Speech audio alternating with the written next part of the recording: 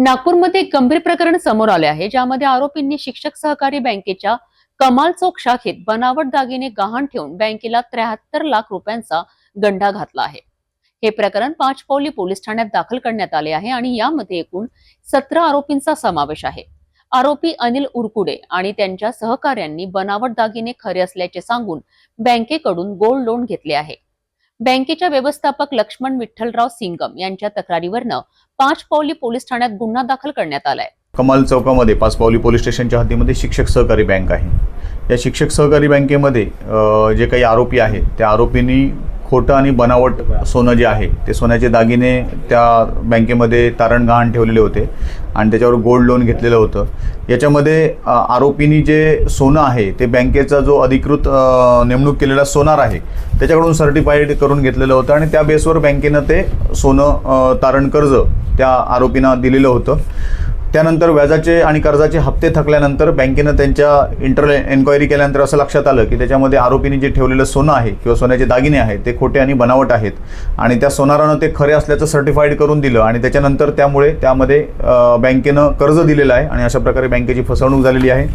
याच्यामध्ये बँकेनं पाचपावली पोलीस स्टेशनला देखील तक्रार अर्ज केला होता, त्याचप्रमाणे आर्थिक गुन्हे शाखेकडे देखील तक्रार अर्ज केलेला होता। याच्यामध्ये आर्थिक गुन्हे शाखेनं प्रायमरी एन्क्वायरी जी आहे ती कंडक्ट केली होती आणि त्यांच्या चौकशीनुसार एकूण 15 कर्जदार आरोपींनी सोनं तारण ठेवून त्याच्यामध्ये सुमारे 73,90,000चं कर्ज घेतलेलं आहे। याच्यामध्ये जे कर्जदार आरोपी आहेत 15 आणि त्याचप्रमाणे तो बँकेचा सोनार आहे त्यांना गुन्ह्यात आरोपी करण्यात आलेला आहे आणि या गुन्ह्याचा पुढील तपास वरिष्ठांच्या मार्गदर्शनाखाली चालू आहे।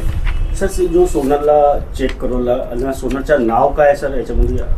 याच्यामध्ये जो बँकेचा अधिकृत सोनार होता तो अजय उरकुडे म्हणून आहे, ज्याने हे खोटं असलेलं सोनं खरं आहे अशा प्रकारचं सर्टिफिकेशन केलं होतं आणि त्याचप्रमाणे लोकेश वराडे, राजेश दहिवेले वगैरे असे एकूण 15 आरोपी त्यामध्ये आहेत।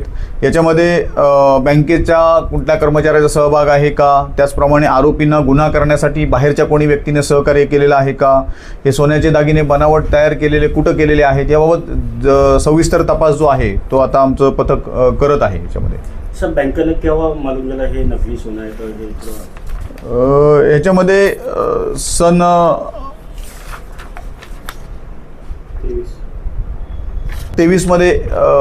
2023 मध्ये याबाबत बँकेला माहिती पडलेलं होतं की हे सोनं आहे, पण बनावट सोनं आहे, नकली सोनं आहे। परंतु सुरुवातीला त्यांनी त्यांची इंटरनल एन्क्वायरी केली आणि त्यानंतर पोलिसांकडे तक्रार केल्यावरून गुन्हा दाखल आहे। सर, याच्यावर का कलम लागते? कलम काय आहे?